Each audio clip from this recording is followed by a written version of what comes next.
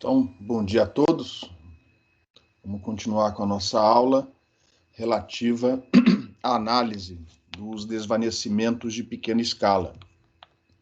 Então, na aula passada, a gente concluiu a aula estudando a distribuição de Rice.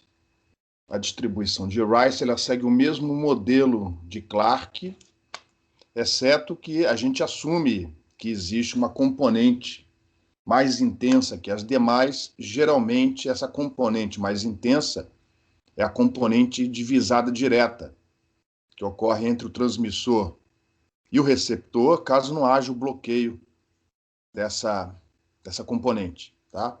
E aí, arbitrariamente, porque tanto faz a fase nesse caso, a gente vai colocar esse termo direto com a sua amplitude A como sendo parte do termo, foi definido como o termo em fase. De tal maneira que, se você fizer as contas de novo, a gente não vai repetir tudo de novo. A diferença é que, ao invés de você ter a função, o somatório, na verdade, TC sozinho, você vai ter agora TC mais A. Onde TC e TS continuam sendo definidas como variáveis normais, gaussianas, de média nula, e a variância σg dessa distribuição é a própria potência média no local. Só que agora o σg ao quadrado, a variância, é a potência média no local associado a todas as componentes multipercurso, menos o A. Ou seja, tudo continua como antes, exceto esse A daqui, que apareceu. Então, na hora de calcular a variância σg, a potência desse A, a potência associada à componente direta, ela não entra. O σg ao quadrado continua sendo a potência média no local deste termo apenas, que são as componentes multipercurso, exceto aquela componente direta. E aí a gente, com esse modelo, nós fizemos as mesmas perguntas de antes. Por exemplo, dado que agora o desvanecimento de pequena escala é uma distribuição Rayleigh, ou Rice, perdão, qual a probabilidade de um certo limiar ser cortado, onde agora a variável é o envelope, ou seja, a amplitude do sinal. Tá? E a diferença é que agora você tem uma distribuição de probabilidade mais complicada por causa da presença dessa função de Bessel modificada, de ordem zero, e a integral ela não pode ser avaliada. Ela está aqui indicada, mas infelizmente não existe uma função especial que nos ajude a representar analiticamente essa integral. Ou seja, ela tem que ser resolvida, por exemplo, no computador. E é o ábaco que a gente mostrou na aula passada. Só que, enfim, os autores geralmente utilizam... Repare que aqui nós temos parâmetros que são importantes para o ábaco. Por exemplo, o limiar, R0, a probabilidade depende do limiar. Quanto maior o limiar, mais difícil é dele não ser cruzado. Nós temos a amplitude da componente direta, A, e nós temos aqui o σg ao quadrado, que representa a potência média no local, exceto aquela da componente direta. Então, são muitos parâmetros, os autores resolveram definir esse parâmetro K, onde o parâmetro K representa a razão entre a potência média da componente direta, sozinha, A ao quadrado sobre 2, dividido pela potência média das demais componentes, que é a variância daquela distribuição gaussiana, σg ao quadrado. E, geralmente, esse parâmetro é fornecido em dB, como uma razão entre potências, 10 log da razão. Então, esse parâmetro, mais um outro que envolve o limiar R0, são utilizados para compor ou descrever, né, o ábaco que a gente mostra nessa figura. Cada uma dessas curvas é um parâmetro K diferente. Vou voltar para trás. Observe que, se não houver componente direta, o parâmetro K é nulo, e não havendo componente direta, a gente recai no modelo de Rayleigh. Quando o K for zero, o valor dele em dB vai ser menos infinito. Então, essa curva em vermelho corresponde ao resultado para o KR igual a menos infinito dB. Ou seja, isso daqui é o modelo Rayleigh. É o resultado da probabilidade utilizando o modelo Rayleigh. Todos os demais são modelos Rice. Quanto maior for o valor em dB desse parâmetro K, mais intensa é a componente direta em relação às demais. E a gente argumentou no finalzinho da aula passada, eu tentei desenhar os fasores, não fui muito feliz, a gente tentou argumentar que quanto maior for a amplitude da componente direta, menores serão, menos pronunciados são os desvanecimentos, que é uma figura que eu mostro na próxima transparência. Então aqui, em função do parâmetro K e em função dessa outra razão, que razão é essa? Repara, R0 ao quadrado dividido por 2, isso é a potência média associada ao limiar. E embaixo, você tem a soma das potências médias de todas as componentes multipercurso, sigma g ao quadrado, exceto a direta, com a direta. Então, isso aqui no denominador é a potência total, potência média total, e no numerador, a potência média do limiar. Então, com esta razão e com o parâmetro K, você obtém a probabilidade do limiar, no caso aqui, está abaixo, do envelope, da amplitude do sinal R, está abaixo de um certo limiar. E aqui foi o gráfico que eu mencionei. Isso daqui representa o comportamento do desvanecimento, o comportamento local, né? Do desvanecimento de pequena escala em função do parâmetro K. K igual a zero significa que não tem componente direta.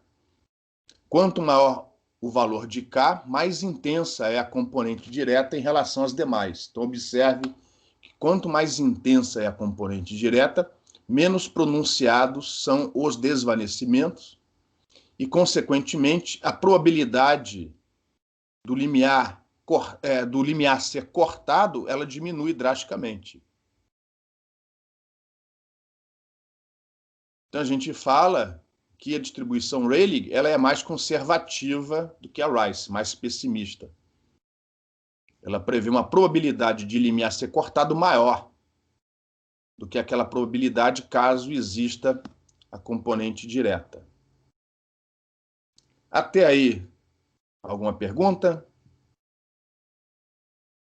Alguém quer fazer alguma pergunta?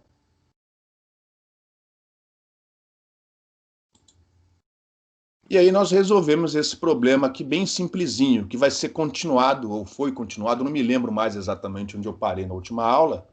Ele foi continuado ou será continuado depois. Repara, a potência, segundo aqui o enunciado, né? Os desvanecimentos de pequena escala têm a sua amplitude modelada localmente como uma variável aleatória Rice. A potência média no local é de menos 100 dBm. Essa potência média é o somatório. É o que vai entrar aqui embaixo nesse denominador aqui, ó. Sendo que sabe-se lá como, que a potência do sinal não obstruído, ou seja, a componente direta, é 100 vezes maior a potência, tá? Não é a intensidade. A potência do sinal direto é 10 vezes maior do que o resto. Ou seja, ele está te dando essa razão aqui, ó. Está dizendo que a potência da componente direta é 10 vezes maior do que a potência média do resto, daquele somatório. Então, o parâmetro K é 10, em dB, 10 dB. E aí determine a probabilidade do sinal ser mais intenso em relação a um limiar de menos 110 dBm.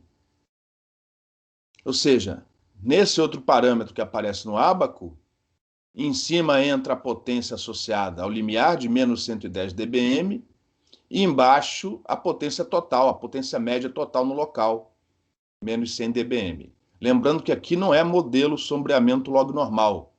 Então, aqui os valores de potência entram em watts ou miliwatts.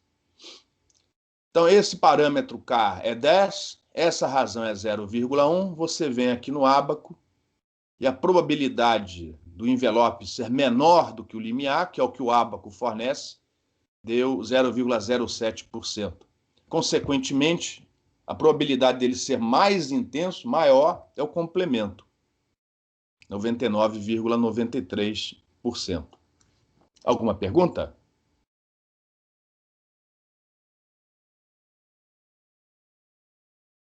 Com a distribuição Rice, nós podemos também estimar tempo médio de duração dos desvanecimentos, que, conforme a gente já viu anteriormente, deve ser menor do que aquela mais pessimista fornecida pelo modelo Rayleigh. Mas, de qualquer maneira, a gente faz as contas, vou andar mais rápido, os passos são rigorosamente os mesmos dados anteriormente. A diferença é que a componente em fase agora tem somado ao somatório TC a componente A. Essa componente A é constante, então ela não afeta essas derivadas. Repare que as expressões das derivadas são as mesmas. E no final, o jacobiano da transformação, que a gente não vai querer trabalhar com essas componentes. A gente quer trabalhar com a amplitude do envelope, infelizmente com essa fase que vem junto, né? Mas depois a gente some com ela. É como se a gente quisesse passar das coordenadas cartesianas para as coordenadas polares. E aqui está o jacobiano dessa transformação, que é o determinante dessa matriz. Se você tentar fazer isso no braço, vai dar um belo de um trabalho. Mas eu usei o software matemática e, mais uma vez, confirmei que esse jacobiano é R ao quadrado. E aí a gente monta a nossa probabilidade conjunta envolvendo o envelope e a sua derivada temporal. Esse R com um pontinho em cima. Essa integral é igualzinha que apareceu antes. A novidade é esse termo aqui, ó, que antes não aparecia porque o A é zero. Era zero. E agora não, é aquela integral onde aparece a função de Bessel modificada. Então, essa probabilidade conjunta é muito parecida com a que a gente obteve antes para a distribuição Rayleigh, a menos desse termo e, obviamente, desse termo aqui, ó. Uma vez tendo essa probabilidade, a gente pega o valor esperado. O valor esperado, por exemplo, da derivada ser positiva, dado que naquele evento o envelope tem o valor do limiar.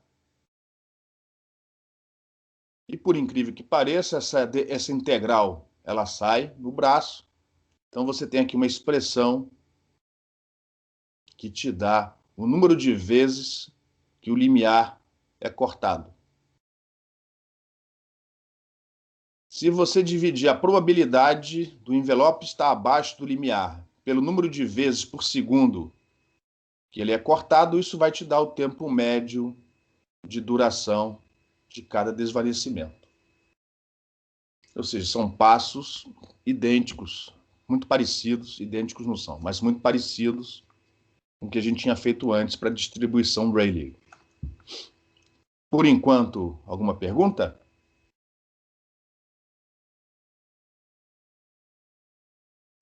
Se por acaso o A for igual a zero, ou seja, a componente direta não existir, ou seja, todas as componentes multipercurso que chegam no receptor tiverem mais ou menos a mesma intensidade, mesma ordem de grandeza de intensidade, o parâmetro A aqui vai ser zero. Dá para mostrar, através das características das funções de Bessel, que quando o argumento dessa função é zero, essa outra, a Bessel modificada de ordem zero, vale 1, e você recai exatamente na fórmula que a gente tinha obtido antes para a distribuição de Rayleigh. Então, para concluir a distribuição de Rice, deixa eu começar aqui a apresentação do slide, que eu esqueci. Eu tenho certeza que essa transparência eu não vi. Então, isso aqui é a continuação do exercício anterior. Ou seja, o enunciado é rigorosamente o mesmo que a gente viu anteriormente, apenas que agora, assumindo que o desvio Doppler máximo é de 100 Hz, qual é o tempo médio de duração de cada desvanecimento? Então, a gente começa com os parâmetros que foram obtidos no exercício anterior. Então, vamos lembrar que no exercício anterior foi dito que a componente direta tinha uma potência 100 vezes maior do que a potência média do resto. Então, o parâmetro K igual a 10. Também foi dito que o limiar é de menos 110 dBm e que a potência média total no local era de menos 100 dBm, de modo que esta razão é 0,1. Consequentemente, estes parâmetros que são necessários para o cálculo atual, desses dois resultados, a gente tira que esta razão é 1,1 e a raiz quadrada da razão é, enfim, a raiz quadrada de 1,1. E também foi calculado anteriormente que a probabilidade do limiar, do envelope estar abaixo do limiar, era bem pequenininha, 7 vezes 10 a menos 4. Então, esses são resultados que foram obtidos no exercício que a gente resolveu na aula passada e revisou agora no início dessa aula. Agora é fórmula. Então, primeiro, antes de calcular o tempo médio de duração, a gente tem que calcular quantas vezes o limiar é cortado por segundo, segundo o modelo Rice. E a novidade aqui, ó, todas essas contas são tranquilas, exceto essa daqui, ó. Porque a gente não sabe, não tem na calculadora quanto a função de Bessel modificada programada. Porém, tem no MATLAB, tem no Matemática, tem em tabelas que você encontra em livros de matemática. Então, este valor você vai ter que calcular de alguma maneira. Para o nosso caso particular, o valor dessa função de Bessel modificada de ordem zero dá 120,16. E com isso, finalmente, a gente consegue calcular quantos desvanecimentos houve para aquele limiar de menos 110 dBm. Ou seja, um segundo, na verdade, você tem um desvanecimento aproximadamente,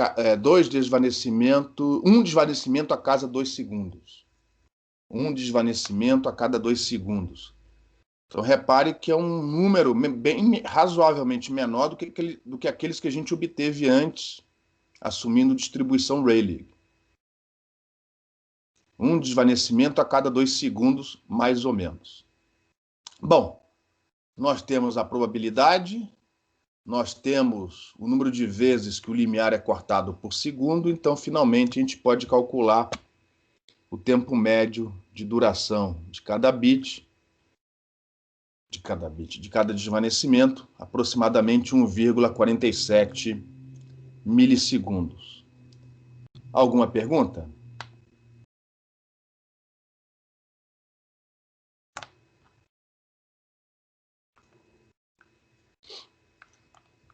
Bom, esses modelos de Rayleigh e Rice, apesar da função de Bessel modificada, eles são mais fáceis de serem manipulados. Nós temos fórmulas fechadas para isso.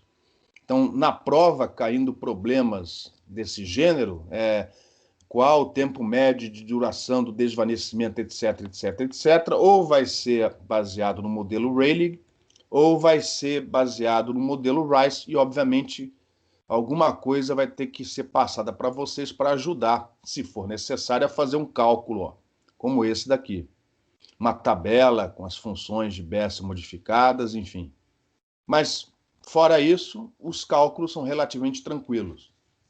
Mas esses modelos, apesar de serem muito básicos e serem utilizados, eles não são os melhores modelos. Existem modelos muito mais precisos, muito melhores, inclusive baseados em medidas que você faz e de parâmetros que são ajustados conforme medidas feitas no local. Acontece que como são modelos mais complicados, estas integrais que a gente mostrou nas últimas aulas e que na esmagadora maioria foram todas resolvidas, para esses modelos isso não é possível. Ou seja, você tem lá a probabilidade a densidade de probabilidade do envelope, segundo cada modelo, mas na hora de calcular as integrais, tanto para obter a probabilidade em cima da amplitude do sinal, como para obter o número de vezes que algum limiar é cortado por segundo, as integrais não saem no braço. Então tem que ser tudo resolvido numericamente. Então a gente vai aqui, na aula de hoje, mostrar um desses modelos, até porque ele tem tudo a ver com o que a gente viu até o momento, mas nós não vamos utilizá-lo aqui no curso. Nós não vamos cobrar o modelo de vocês, até porque as contas, né, se houver, elas teriam que ser feitas, se houvesse, elas teriam que ser feitas numericamente. Então, até o presente momento, assumimos que os desvanecimentos de larga escala, foi o assunto da segunda prova, foram, né, modelados como log normal, enquanto que os de pequena escala, localmente, foram modelados como tendo uma distribuição Rayleigh ou Rice, segundo o modelo do Clark, e dependendo se a componente direta está presente ou não naquele local. Tá? Tal abordagem ela é muito boa, muito interessante, mas desde que os cálculos sejam feitos para um local específico. Isso porque a média, repare nessa figura aqui embaixo, isso aqui é o valor, ou melhor, é um gráfico mostrando o comportamento do desvanecimento em função de uma certa distância aqui, onde foi pega aqui uma janela, essa janelinha aqui, a gente deu um zoom aqui, Então repara que a média local ela varia com a posição. Lógico, a gente viu isso antes. Você tem não só a variação de larga escala com a distância dada pelo modelo log distância, como a variabilidade em torno desse comportamento global que foi modelado como log normal. Então, o comportamento Rayleigh ou Rice ele ocorre num certo local, onde a média naquele local é mais ou menos constante. O sigma g ao quadrado é mais ou menos constante. Só que se você ampliar a área que está sendo caracterizada, essa média local ela varia. Ela varia, ela não é constante. Ela foi modelada naqueles tópicos estudados para a segunda prova. Modelo log distância, sombreamento log normal, percentagem de área coberta. Então, os modelos que a gente estudou agora, Rayleigh e Rice, eles caracterizam o comportamento naquele local. Se você quiser uma estimativa mais abrangente, ou você vai fazer os cálculos para cada um desses locais, ou vai utilizar um modelo mais apropriado, que são os modelos de Nakagami, os modelos do Suzuki. Pelos nomes vocês já viram que é tudo japonês. Aqui a gente só vai falar sobre o modelo do Suzuki. Tá? Então, são modelos que estendem os modelos de Rayleigh ou Rice, dependendo da situação, para áreas maiores, onde a média local, como sempre, vai ser dada através da nossa distribuição log distância. Então, a gente vai usar o modelo log distância e o sombreamento log normal para modelar estatisticamente o valor dessa média local e o modelo de Rayleigh em conjunto para, no final, termos uma densidade de probabilidade, que é chamada densidade de probabilidade de Suzuki, para o comportamento, né, para a variação de pequena escala desse envelope, que vale para uma área mais abrangente, e não apenas naquele local onde a média da potência é mais ou menos constante. Alguma pergunta?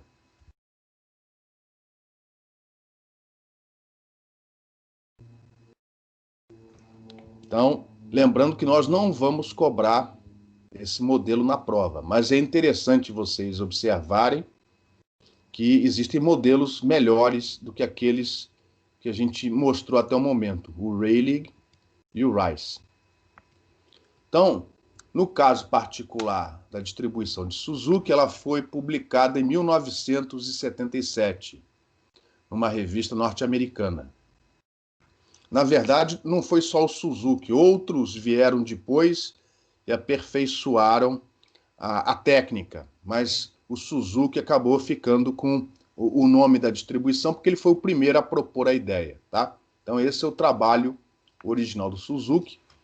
A ideia do Suzuki foi a seguinte: aqui está a função de distribuição de Rayleigh, porque ele vai assumir o seguinte: numa maneira mais global, a presença do raio direto é pouco provável. O raio direto ele pode estar presente, por exemplo, na interseção de duas grandes avenidas, mas de uma maneira mais global no ambiente urbano, é pouco provável que você tenha a presença da componente direta. Então ele vai ignorar totalmente a distribuição Rice e vai ficar só com a distribuição Rayleigh. E é a mesma distribuição que a gente viu antes. Lembrando que σg ao quadrado é o valor da potência média num certo local. E R é o envelope. E, logicamente, isso daqui só vale para R positivo. Então, na hora de integrar, valores negativos de R não entram no domínio de integração. Só que a média da potência local, ela varia com a posição, ela varia com a distância. Ela varia globalmente segundo o modelo log-distância e varia localmente, ou melhor, e tem desvanecimento segundo o modelo de sombreamento log-normal. Então, o que ele vai dizer é que, além dessa distribuição, ele vai ponderá-la através da distribuição log-normal, que trata exatamente da variação dessa potência média no local. Então, aqui está o modelo log normal. Eu estou usando os mesmos símbolos que foram usados antes. Essa simbologia é das notas de aula, não é do trabalho do Suzuki. Então, sigma não é para ser confundido, essa variância aqui, sigma ao quadrado, não é para ser confundida com essa. Essa variância sigma ao quadrado é daquele modelo de sombreamento log normal, fornecido em decibéis. Tudo aqui, vai ser fornecido em decibéis. É o nosso modelo de sombreamento log normal. Lembrando, fazendo uma revisão, que lá no modelo de sombreamento log normal, o W representa a média de potência, a média local, ou seja, W é o R ao quadrado sobre 2 aqui, O que aqui é R ao quadrado sobre 2, aqui é W. Com uma diferença, que esse W é dado em decibéis, em dBm, por exemplo. Então, W, mais ou menos, é 10 log de R ao quadrado sobre 2 dividido por uma referência. E M é a variação média da potência média no local. Esse M, a gente usou lá atrás o modelo de log distância. Lembra que a gente usava aqui o modelo log distância em decibéis. E aqui é a variância em dB, o desvio padrão em dB do sombreamento log normal. Todos esses valores aqui dados em dB, tá? Então reparem que W e R estão relacionados entre si. W é 10 log de R ao quadrado dividido por 2. Então, na verdade, sigma G e W estão relacionadas por essa relação aqui, a menos de uma possível normalização. Então, eu vou precisar daqui a pouco usar a mudança de variável numa determinada integral que vai aparecer. Então, por causa dessa relação, eu já estou antecipando que o infinitésimo de W está associado ao infinitésimo de sigma G através dessa relação, que é a derivada dessa equação aqui, Normalmente, a distribuição de Suzuki é dada pela ponderação da distribuição Rayleigh pela distribuição log normal, para todos os possíveis valores de W. Ora, o W, como ele é dado em dB, os seus valores podem ir de menos infinito a mais infinito. Mas aí, alguns autores, talvez por ser mais fácil na hora de integrar numericamente, ao invés de utilizar W em decibéis como sendo a variável de integração, eles preferem usar esse sigma-g. Até porque o sigma-g ao quadrado tem a ver com a potência média medida no local. Então, usando essas relações aqui em cima, a gente transforma a distribuição de Suzuki nisso daqui, ó. Lembrando que o sigma-g é positivo, então os limites de integração vão de 0 a infinito. Isso que nada mais é do que a combinação da distribuição de Rayleigh com a distribuição log normal.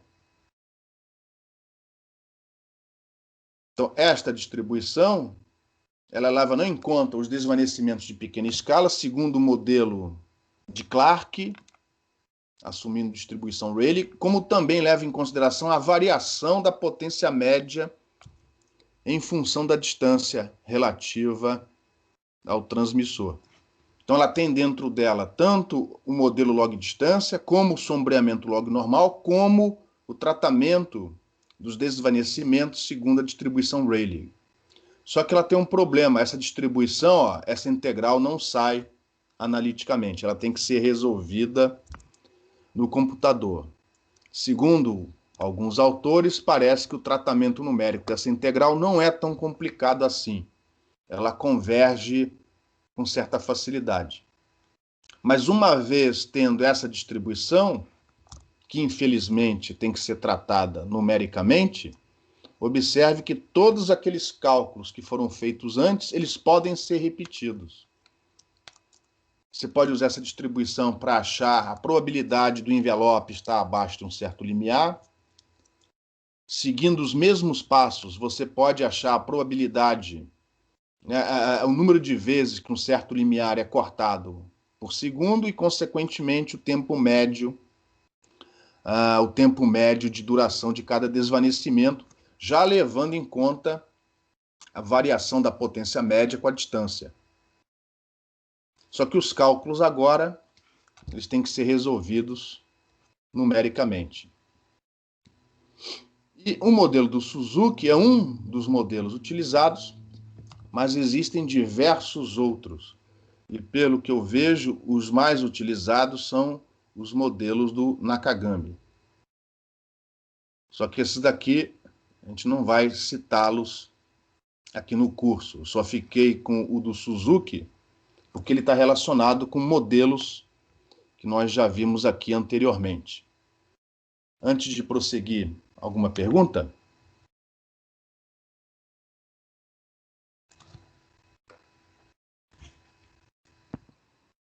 Aí?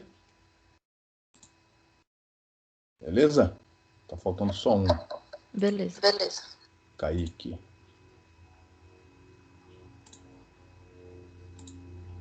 Opa, errei a transparência. Somente.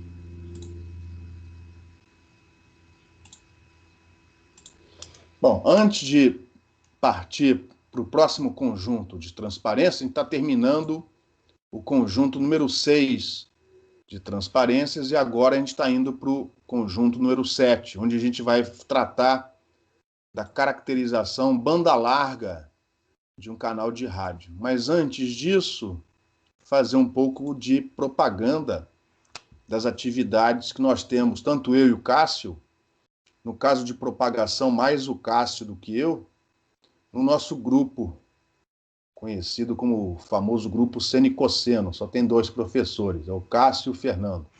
É o nosso grupo com esse nome grandão aqui, Grupo de Antenas, Propagação e Teoria Eletromagnética. Já fomos 3, mas atualmente somos 2, pelo menos por enquanto. Então, ao longo dos anos, em particular o Cássio, nós investigamos métodos, tanto numéricos, como empíricos, como assintóticos, para fazer caracterização do canal de rádio, tipicamente em ambientes urbanos, tá? Ambientes indoor são casos que aconteceu uma vez ou outra, mas geralmente os estudos são focados em ambientes externos, ambientes outdoor. E aí eles podem ser tanto urbanos como geralmente ambientes rurais, com menos edificações. Então, se vocês forem lá no banco de teses do PPGE, vocês vão encontrar todos esses trabalhos lá publicados. Eu vou mostrar só alguns casos, alguns resultados obtidos pelos alunos nos últimos 20 anos de atuação desse grupo. Então, tivemos lá, no caso até fui eu que orientei, uma aluna que fez, a Daniela, ela fez tanto o mestrado como o doutorado, e ela desenvolveu um modelo de traçado de raios, que é um modelo que provavelmente vai voltar com força, vai ser muito utilizado, porque ele envolve conceitos de ótica geométrica, quanto maior for a frequência de operação. Estão dizendo que agora com o 5G, o 6G, o 8G, o 1000G, as frequências de operação vão ser da faixa de acima de micro-ondas, ondas milimétricas. Ou seja, você não pode ter nenhum bloqueio. Até a folha da árvore vai bloquear o teu sinal. Vai ter que ser tudo basicamente com visada direta ou algo do tipo. Não vai poder ter células muito grandes. Qualquer obstáculozinho, qualquer placa de trânsito vai bloquear o teu sinal. Então, isso significa que técnicas assintóticas baseadas em traçado de raios passam a ser interessantes para esse tipo de situação. Então, a Daniela, inicialmente, ela desenvolveu no mestrado um traçador bidimensional, ou seja, aqui as alturas desses obstáculos são infinitas. É um problema 2D, bidimensional. Depois ela estendeu para 3D, ou quase 3D, no doutorado dela. Mas aqui ele é bidimensional, que pode ser usado tanto para representar aqui, ó, a planta baixa de uma cidade, como também, ó, o enlace no plano de incidência de um relevo mais rural.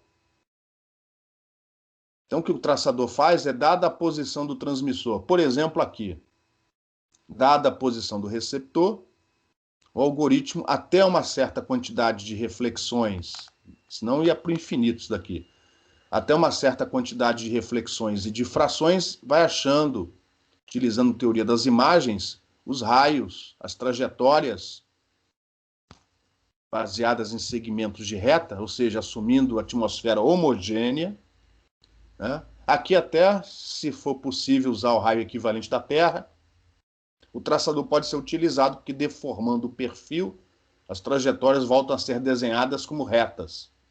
Então aqui, ó, até poderia acomodar uma atmosfera não homogênea, como a gente já viu nesse curso.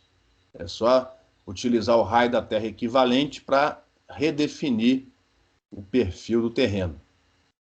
Mas nesse caso daqui, a atmosfera homogênea, até porque no ambiente urbano o enlace é mais curto, e aí o algoritmo acha todos os raios até um certo limite de reflexões e difrações que chega até o receptor. Então o raio reflete aqui, reflete aqui, reflete aqui, chega aqui.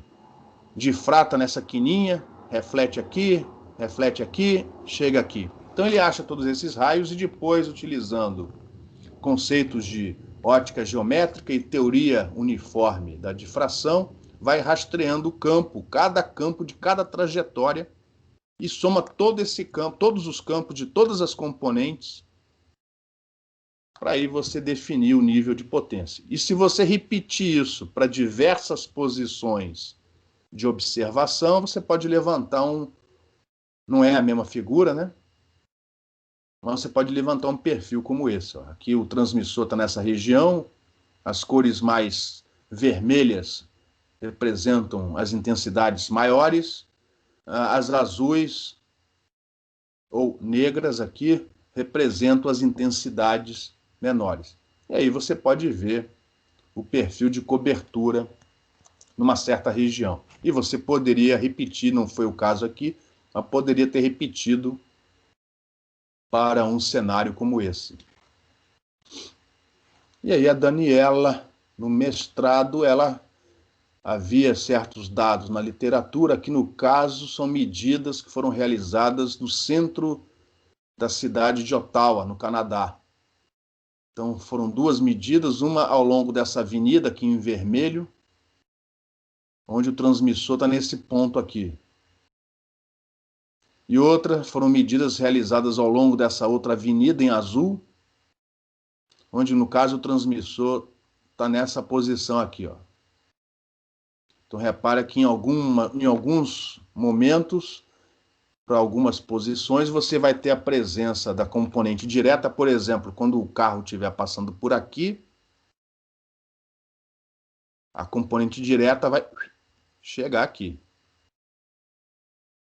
Aqui, num tempo, eu não sei porque, não sei se aqui está no alto de um prédio, mas em princípio aqui você não vai ter a presença do campo direto, mas ele deverá ser mais intenso, ó, nessa região, porque parece ter uma abertura por aqui, ó. O fato é que a gente não sabia exatamente que bloquinhos são esses. Foi tudo modelado como sendo infinito, que as alturas do transmissor e do receptor são muito menores do que as alturas dos prédios, desses obstáculos. E aí são os resultados. Em azul é a medição que foi fornecida no artigo, tanto para a trajetória em vermelho, como para a trajetória em azul. Ó. E em preto é a simulação que ela rodou, utilizando a técnica de traçado de raios que ela implementou. Então, existem discrepâncias, ó. Lógico que existem.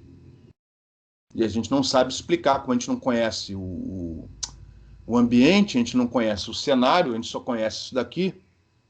E na época não havia Google Maps, então a gente não sabe exatamente por que houve a discrepância. Mas repara que se você tiver o ambiente bem modelado, souber os detalhes do ambiente, a técnica de traçar de raios ela é muito boa. Ela é pesada computacionalmente para fazer a determinação das trajetórias, mas os resultados são muito bons. Eu diria que as discrepâncias é porque a gente não sabe exatamente o que quem estava modelando aqui a situação. Aí ele repetiu, também tem estudos das comissões europeias, eles disponibilizaram medidas realizadas em Munique, na Alemanha. Então aqui em azul você vê a trajetória, o receptor, o transmissor está aqui, ó, este é o transmissor, e o receptor ele saiu percorrendo esse caminho aqui.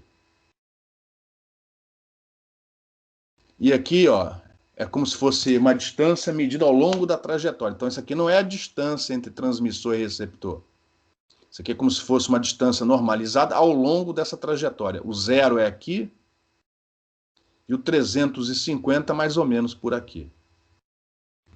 As medidas estão em azul e o resultado que ela obteve usando a simulação é em vermelho. Novamente, discrepâncias que a gente não sabe explicar. Porque a gente não sabe exatamente o que essas coisas aqui representam.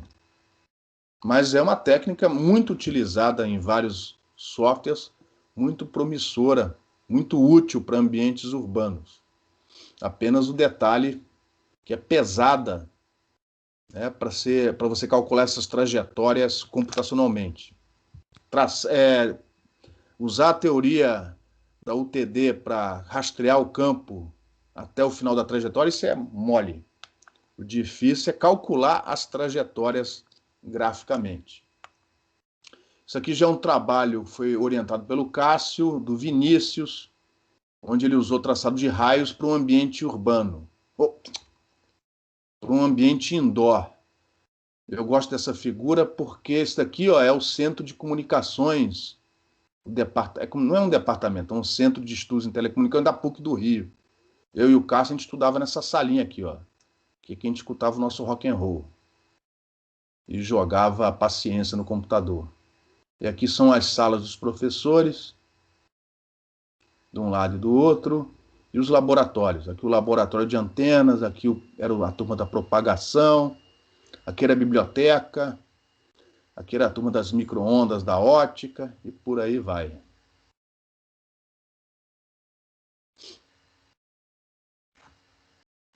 Esse foi um trabalho do Vinícius Lopes.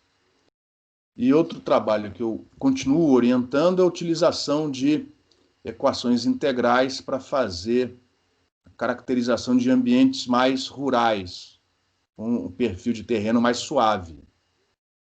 A ideia aqui é utilizar as técnicas de antenas. Você assume que nessa superfície correntes são induzidas e você utilizando equações integrais. São aquelas equações que alguns de vocês já viram na matéria de antenas. Você pega as correntes, integra, né, tira o obstáculo fora usando o princípio da equivalência, usa a função de Green do espaço livre, calcula essas correntes e essas correntes integradas te dão um campo espalhado. Então, ao invés de usar raios, você usa uma técnica mais robusta. E aí, logicamente que o tratamento é mais pesado, mas aí dependendo das características do relevo, várias aproximações são feitas. Aí você soma esse campo espalhado com o campo que vem direto do transmissor, isso te dá o campo total que chega num ponto de recepção. E aí, mais rapidinho um pouco, resultados usando essa técnica já tinham sido publicados na revista do I3S por uma turma que fez medidas numa região da Dinamarca. E aí a gente comparou os nossos resultados com os resultados da turma que fez. Aqui não estão medidas, é tudo simulação, mas a gente mostrou que a técnica que quem estava propondo era mais eficiente. É pena que aqui eu não coloquei os resultados medidos, que aqui os resultados medidos ficam quase que em cima, melhor, ao contrário, né? A simulação, exceto aqui no início, ela fica quase que em cima das medidas. É uma técnica muito boa, desde que o perfil do terreno não tenha montanhas, né? Seja relativamente suave. Essas técnicas integrais, elas são um pouco mais robustas, mas em compensação também você gasta um tempinho maior para simular isso no computador. Não são dias, né? São minutos, mas é um tempinho um pouco maior. E com isso a gente conclui esse conjunto de transparências número 6. Antes de prosseguirmos, alguma pergunta?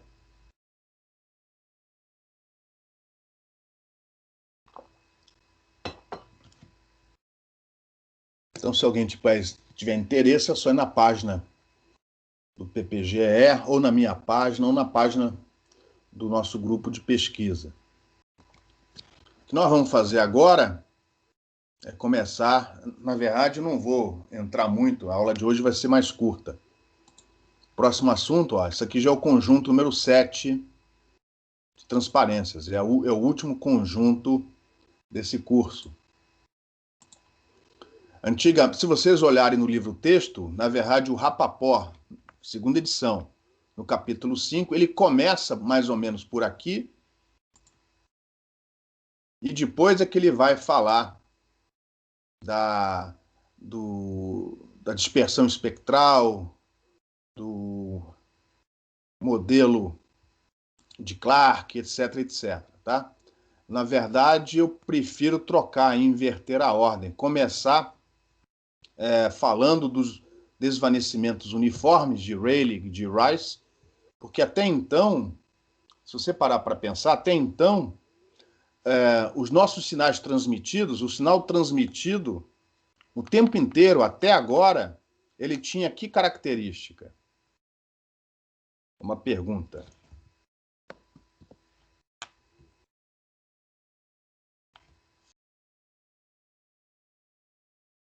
Era só a portadora? Isso, exatamente. Até o momento, a gente assumiu o tempo todo que o nosso sinal transmitido era uma portadora sem modulação alguma. Em alguns casos, usando fasores, principalmente na primeira etapa do curso, e em outros casos, representando no domínio do tempo, como a gente fez nas últimas aulas. Mas o tempo todo, todos os modelos apresentados, a gente assumiu até então uma portadora monocromática, sem modulação alguma, sendo transmitida. E o que nós caracterizamos até então? em relação ao sinal recebido, o que foi caracterizado? O que a gente calculou? Em cima do quê?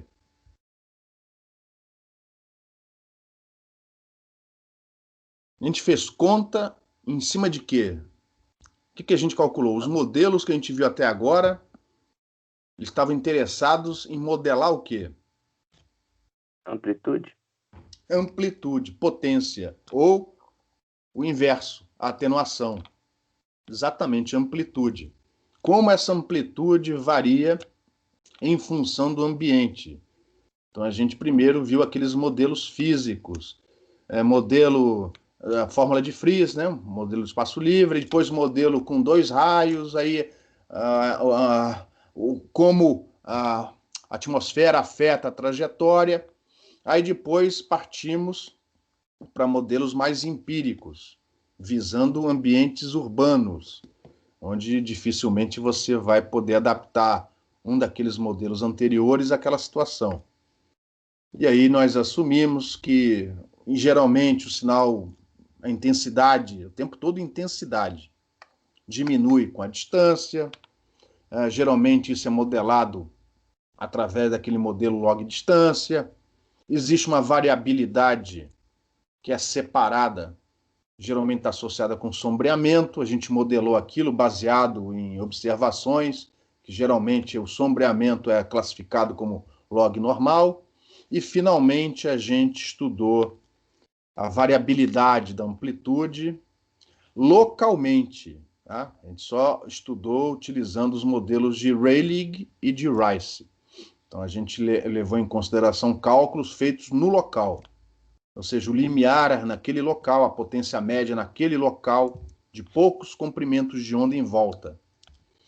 E existem modelos melhores para estender o estudo da variação dos desvanecimentos de pequena escala, aumentando a área de aplicabilidade. São os modelos de Nakagami, Suzuki, que a gente não vai estudar aqui no curso, porque eles são numericamente intensos. Então não dá para fazer contas com esses modelos como a gente faz com os modelos de Rice e Rayleigh. Mas se você entendeu o que pode ser feito com Rice e Rayleigh, você também vai entender, se um dia precisar, o que tem que ser feito com o Nakagami, o Suzuki, seja lá que modelo vier daqui para frente. Tá? Apenas que as integrais vão ter que ser avaliadas numericamente. Mas o caminho é aquele. Tá? Só que esse tipo de caracterização que a gente fez até então, isso é bom ou isso é útil em que situação?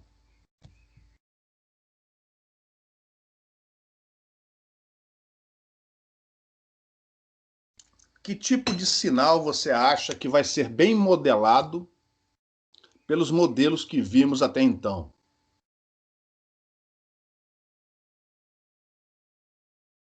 Ô, pessoal, vocês estão escutando? Tem alguém aí?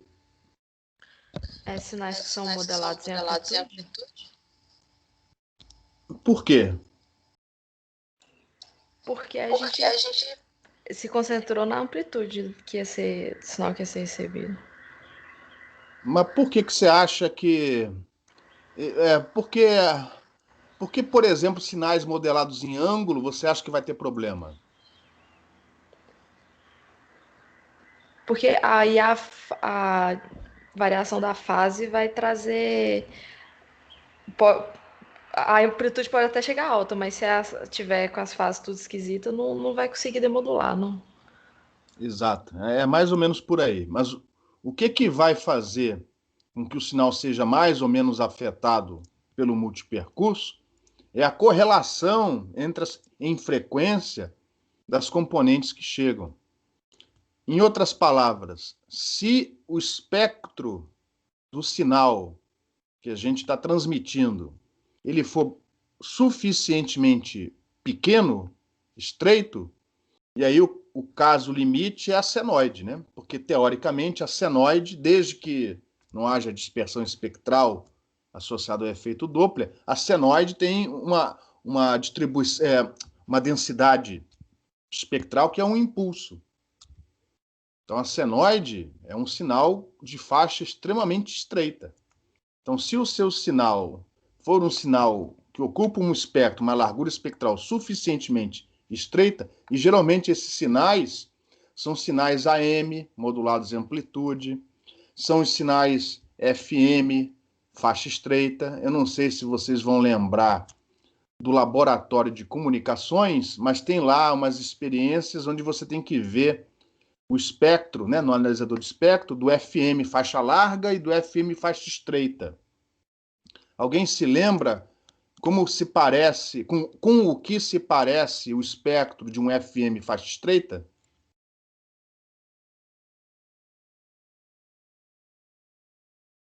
Parece um pouco com o AM, não? Mais ou menos, tá certo?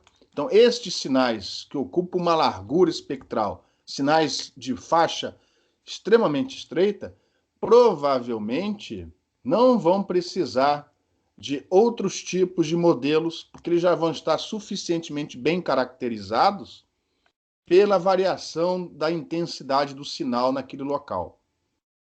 Mas na medida em que a... Professor, Oi. então, não é nem questão de ser modulado em amplitude, é questão da largura de faixa. Se Exatamente. ele, se ele tem mesmo que ele dependa muito do ângulo para fazer a demodulação, se ele tiver uma faixa estreita, mesmo com aqueles efeitos todos de reflexão e de múltiplo percurso, ainda assim isso não vai ser um problema e ele pode ser modelado com os modelos que a gente viu até agora? Vai depender.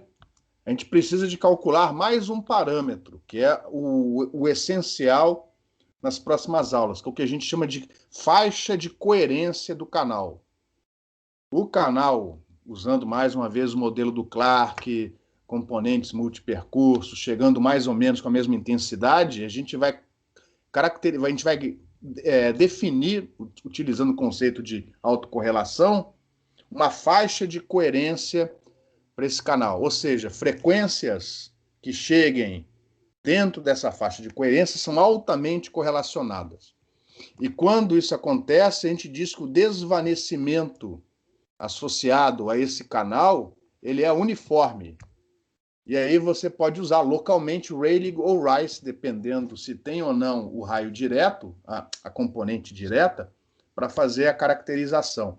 Ou seja, significa que mesmo que o seu sinal seja modulado em ângulo, se essa variação da informação for bem lenta, ou seja, se a faixa ocupada pelo sinal for muito estreita, basicamente o que você precisa saber é se o sinal, naquela posição, ele chega forte ou fraco.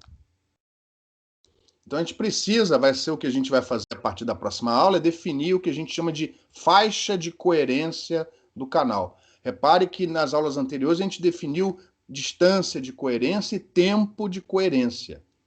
O tempo de coerência está associado ao efeito Doppler, está associado à dispersão espectral. Já a faixa de coerência está associada à dispersão temporal. Ou seja, as réplicas do sinal chegam em tempos diferentes, chegam atrasadas, chegam ecos. Se esses sinais chegam quase um em cima do outro, juntinhos, aí você não tem dispersão temporal quase nenhuma.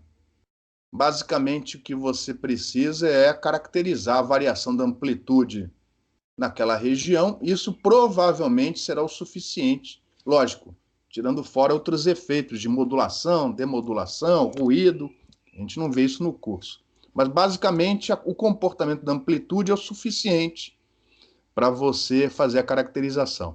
Caso o seu sinal, o sinal transmitido, ele seja um sinal mais banda larga, e geralmente esses sinais são aqueles modulados em ângulo, modulados em código, CDMA, aí você precisa de mais modelos para fazer essa caracterização.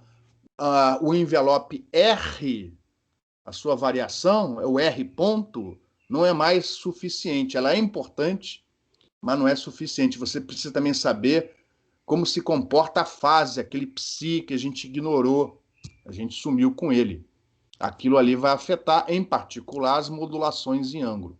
Só que esse assunto está totalmente fora do escopo do curso que a gente vai fazer aqui é simplesmente completar o estudo, completar o capítulo 5 do Rapaport, segunda edição, estudar a dispersão temporal, visando o cálculo da faixa de coerência do canal, para dizer o seguinte: se o seu sinal ocupa um espectro que é mais estreito que a faixa de coerência do canal, então todos os modelos que estudamos até agora podem ser utilizados. E provavelmente aquilo é o suficiente para você fazer a caracterização do comportamento do sinal que chega no seu rádio, em termos de propagação de ondas de rádio. Ruído, essas outras coisas, aí tem que também ser complementado, mas não nessa disciplina. Se por acaso o seu sinal ocupa uma faixa de um espectro que é muito mais largo que a faixa de coerência, significa que os modelos anteriores eles podem ser usados para fazer o cálculo da potência média no local, que é importante nessa caracterização, mas eles não são suficientes para você realmente caracterizar, em termos de propagação de ondas de rádio, o que vai chegar lá no receptor. E esse assunto, ou seja, aí você tem o que a gente chama de desvanecimento seletivo.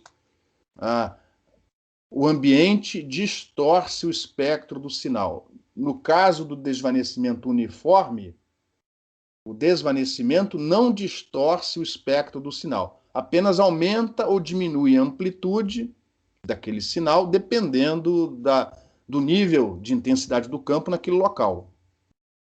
Mas se o desvanecimento for seletivo, a caracterização é muito complicada, ela está fora do escopo do curso. Isso teria que ser visto em uma outra disciplina ou até mesmo, de repente, na pós-graduação. Eu não sei o Cássio em comunicações móveis até onde ele vai, tá? Ou o próprio Rene em comunicações digitais, mas esse tipo de caracterização já foge totalmente aqui do escopo do nosso curso. Então a gente vai um pouquinho além, a gente vai falar da dispersão temporal com o objetivo de mostrar como fazer a caracterização da faixa de coerência do canal, para dizer o seguinte: ó, o que a gente viu até agora é o suficiente ou não, você precisa de mais coisas, tá? Antes de prosseguirmos, alguma pergunta?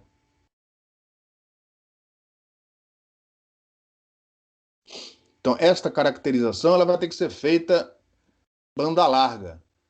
É diferente do que a gente fez antes. Antes, a gente transmitia uma portadora sem modulação e fizemos o que fizemos anteriormente. Agora a gente vai ter que jogar um impulso. A gente joga um impulso e vê como esse impulso chega no receptor. Ou seja, assumindo o sistema linear, o que não é verdade, mas enfim, forçando a barra, a gente vai querer achar um modelo da resposta impulsional desse sistema suposto linear. E aí você sabe, tendo a resposta impulsional, qualquer que seja o sinal na entrada, você convolui e obtém o sinal na saída. No caso, a entrada é o sinal transmitido pela antena transmissora e a saída é o sinal que chega nos terminais do receptor antes da demodulação. Então, basicamente, eu já falei quase tudo que era para falar hoje. Eu só vou passar aqui as transparências para ver se eu esqueci algum detalhe. Se alguém tiver uma pergunta, pode interromper.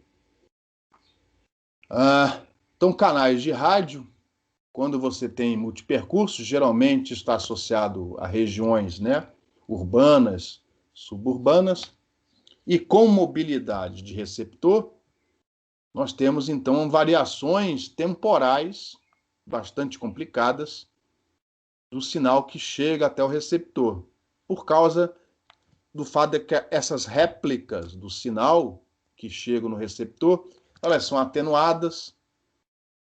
Por exemplo, toda vez que o sinal reflete num prédio, parte da potência é transferida, refratada para dentro do prédio. Quanto maior a distância percorrida, menos intenso chega o campo no receptor. Então, essas atenuações dependem basicamente do percurso daquela componente entre transmissor e receptor e também do mecanismo de propagação que aquela componente sofreu. Defasamentos, esses defasamentos, por exemplo, estão associados não só à diferença de percurso, mas também aos mecanismos de propagação. O prédio, por exemplo, a parede do prédio tem perdas, a componente que chega refletida, ela não está em fase com a componente incidente. Então, você, dependendo dos mecanismos de propagação, você tem os defasamentos e, finalmente, atrasos. Esses atrasos são pequenos, obviamente, porque a velocidade de propagação é a velocidade da luz. Mas, dependendo da taxa de transmissão, esses atrasos podem influenciar bastante na característica do sinal que chega até o receptor. Essas réplicas, elas causam a dispersão espectral se houver movimento do carro. Se não houver movimento do carro, não vai haver dispersão espectral, o receptor está parado, as componentes chegam sem aquele desvio Doppler. Então, vai haver dispersão espectral se houver movimento do carro. Mas, com certeza, independente do receptor estar ou não em movimento, você vai ter dispersão temporal. Ela é causada pelos atrasos entre essas diversas componentes multipercurso, que aqui eu estou chamando de réplicas do sinal. Um efeito típico da dispersão temporal, que hoje em dia, acho que vocês nunca viram isso antes, mas talvez os mais velhos vão se lembrar de ver jogo de futebol num receptor de TV antigo. Alguém é dessa época de TV que você recebia com uma antena em cima da TV? Ou nenhum de vocês passou por isso? Alguém já passou por isso?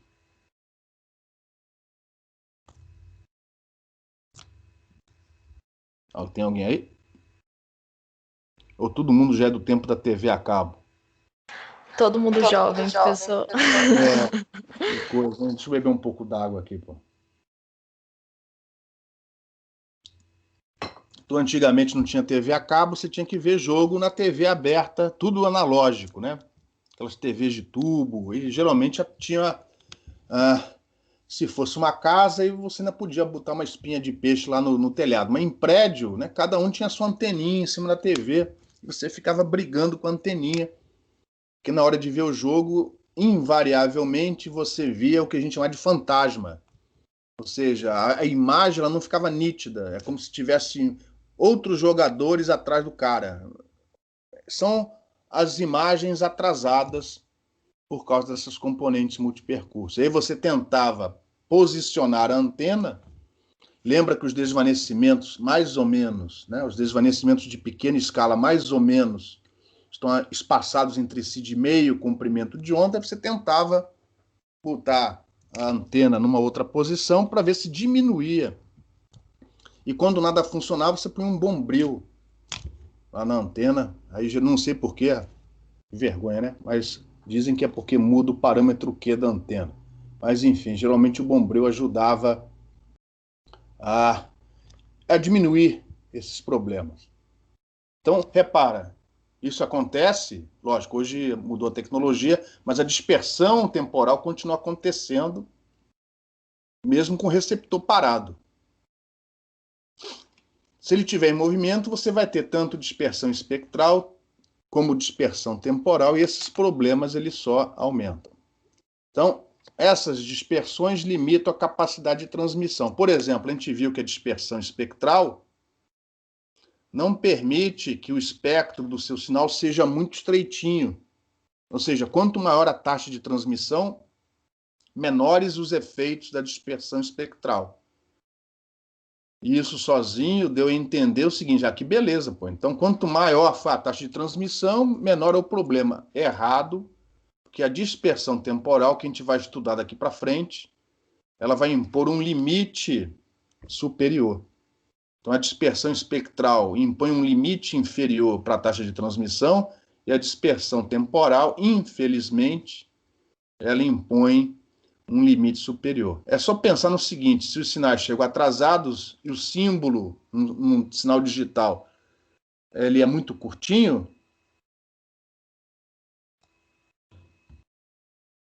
não, estou falando bobagem. Deixa eu pensar. Enfim, você vai ter interferência intersimbólica, é isso. Você vai ter uma sequência de bits onde uns bits e as suas réplicas chegam atrasadas, um compete com o outro, e aí o defasamento pode fazer com que essa interferência seja construtiva ou destrutiva. Então, a dispersão temporal ela vai acabar impondo um limite superior para a taxa de transmissão. Apesar da caracterização começar a ficar mais complicada, mas algumas contas envolvendo dispersão temporal a gente vai fazer nas próximas aulas. Essa caracterização, quando a largura do canal do sinal transmitido for muito larga, vai complicar bastante a caracterização desse canal de rádio. Bom, se o sinal for faixa estreita, basicamente uma portadora, os modelos que a gente viu anteriormente são suficientes, tá? No ambiente com multipercurso, repare, um raio vai refletir num prédio, outro vai refletir em algum outro lugar, e o sinal que chega, ele depende, ó, se você pensar em termos de uma portadora, sem modulação, ele vai depender do percurso da distância percorrida. Aqui em verde, a distância percorrida foi R1, e em rosa, vermelho, sei lá, a distância percorrida foi R2. Agora, se esse valor de K não for muito elevado, essa variação não é significativa. Então, se a largura espectral do sinal for estreita, o comprimento de onda, a variação do comprimento de onda e, consequentemente, a variação do valor de K não são significativas e o efeito do multipercurso é pouco seletivo. Então, quando isso acontecer, a gente diz que o desvanecimento é uniforme e tudo aquilo que a gente viu anteriormente pode ser utilizado, porque a consequência maior no sinal recebido é a rápida ou lenta variação da amplitude do sinal. Não há distorção do espectro do sinal. Ou ele chega mais forte, ou ele chega menos forte, mais fraquinho, mas com o espectro preservado, sem distorção espectral. Caso contrário, o desvanecimento passa a ser seletivo e o que foi feito antes continua sendo importante, você não joga fora, existe informação ali que vai ser utilizada, mas você precisa de algo a mais para completar a caracterização que não vai ser visto aqui nesse curso.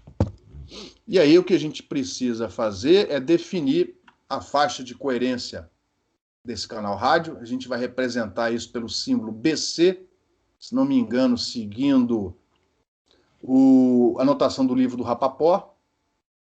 A faixa ocupada pelo nosso sinal a gente vai chamar de BW.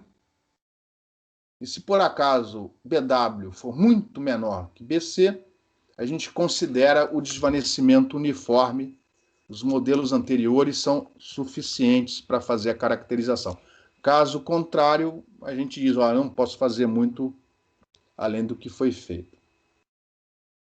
E aí a gente vai, mais adiante, estabelecer essa faixa de coerência BC, pegando componentes espectrais de frequências diferentes e estabelecendo a correlação entre elas. A gente vai chegar numa fórmula, numa equação, e aí a gente vai dizer, para coerência entre essas componentes ser de pelo menos, não me lembro agora se é 50%, a separação máxima entre elas tem que ser de tantos hertz. Essa é a faixa de coerência do canal de rádio. Se o espectro do seu sinal for mais largo do que isso, a gente vai dizer que o desvanecimento é seletivo.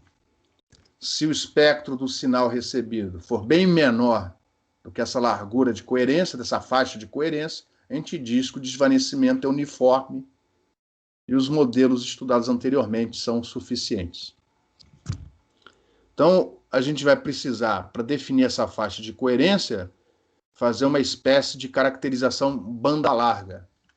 E a figura que vai aparecer daqui para frente, as figuras que vão aparecer daqui para frente, são parecidas com isso daqui, ó. Mas cuidado, que isso daqui não tem mais nada a ver com aquelas figuras anteriores da variação da potência com a distância, ou da atenuação com a distância. Isso aqui não são desvanecimentos nem de larga escala, nem de pequena escala.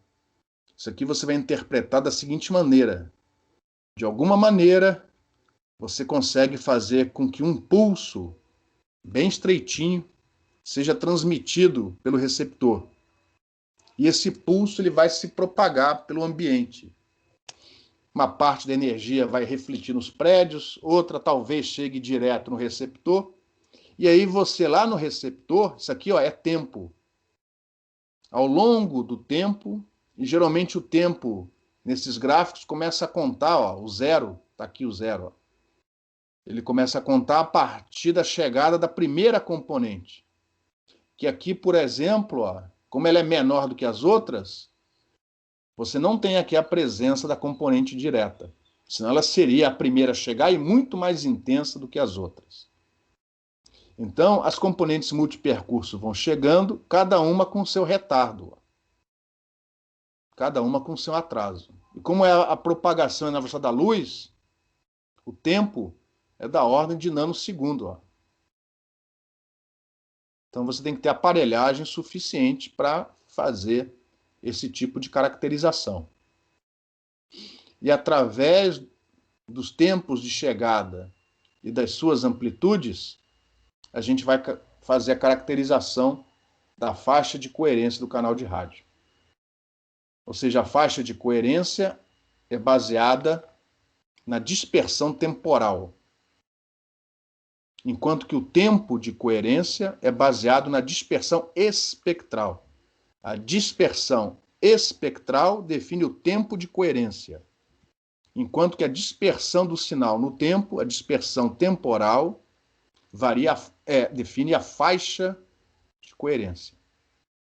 Então, nas próximas aulas, é isso que a gente vai fazer. Basicamente, definir a faixa de coerência e observar que os cálculos que a gente fez anteriormente ainda podem ser aproveitados, mesmo nessas situações de caracterização da dispersão temporal. São os assuntos das próximas aulas e que serão cobrados na última prova, junto com o efeito Doppler, canal Rayleigh, canal Rice, etc. Eu vou terminar a aula aqui. Alguma pergunta?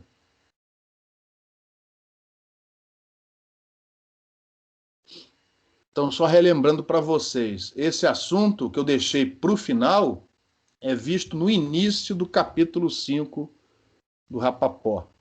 Ele deixa para ver Rayleigh e Rice no final do capítulo 5. Eu resolvi inverter a ordem para dar aula.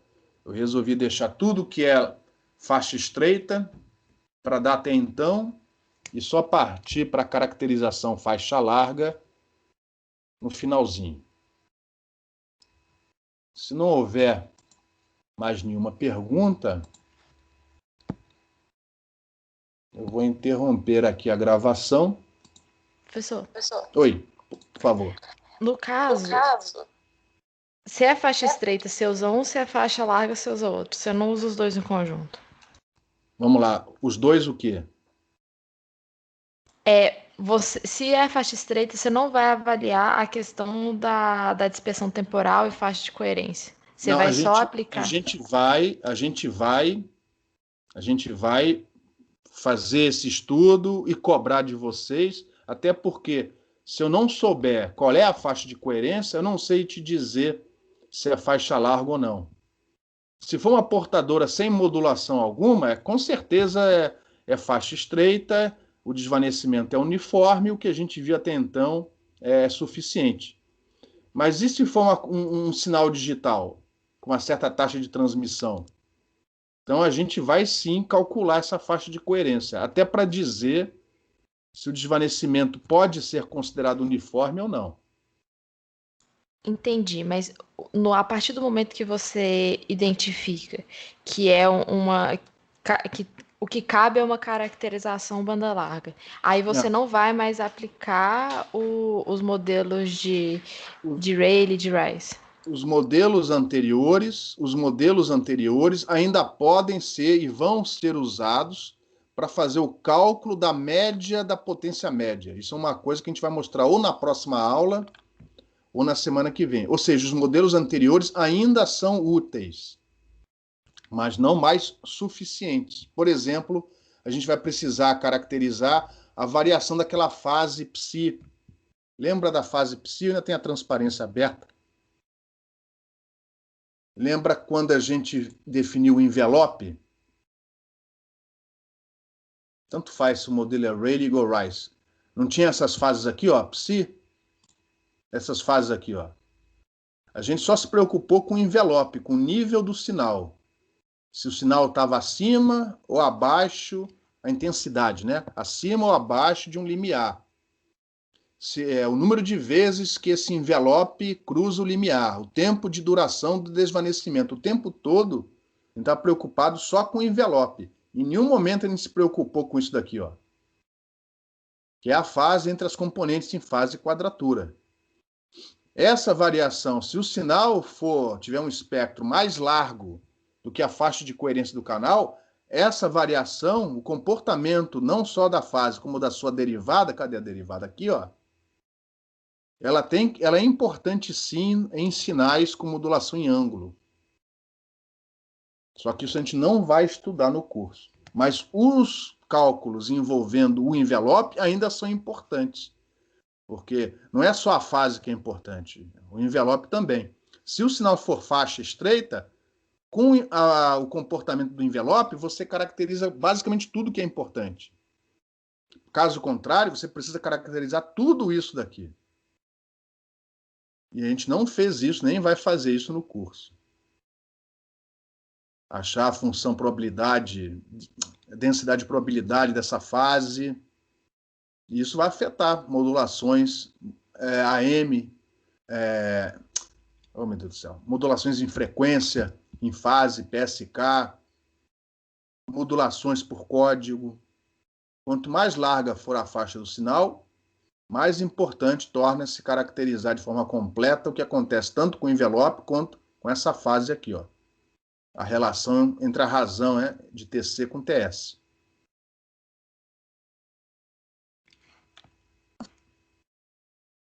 Respondeu a pergunta ou ainda não? Alô? Respondeu sim, obrigada. Nada. Mas para isso a gente vai ainda fazer mais algumas contas em cima dessa dispersão temporal, principalmente querendo responder essa pergunta, né? Definir a tal faixa de coerência do canal de rádio para saber se o desvanecimento pode ou não ser considerado uniforme. Se ele puder ser considerado uniforme, o que a gente fez até então, fora os modelos que a gente não viu, né? Está indo no caminho certo. Caso contrário, a gente tem que fazer outra disciplina, Você precisa de outros estudos para complementar a caracterização do sinal que chega no receptor, nos terminais do receptor, que ainda tem a demodulação, que a gente não vai estudar aqui, né? Aí problema de ruído, interferência, mas aí associados a outros problemas, que não o multipercurso por si só. Ou seja, é difícil você receber sinal de TV e, ao mesmo tempo, querer que o seu carro ande rápido numa cidade. Não é trivial. Receber vídeo e, ao mesmo tempo, ter mobilidade. Se você está parado, é mais fácil. Você dá uns passos para cá, para lá e tenta ficar numa região onde o sinal chega melhor. É quase igual a ficar mexendo na antena da TV. Mas com mobilidade, isso torna-se mais complicado.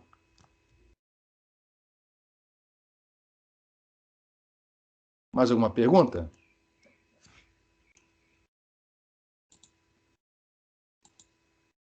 Pessoal, então eu vou parar aqui Eu vou parar a gravação e a gente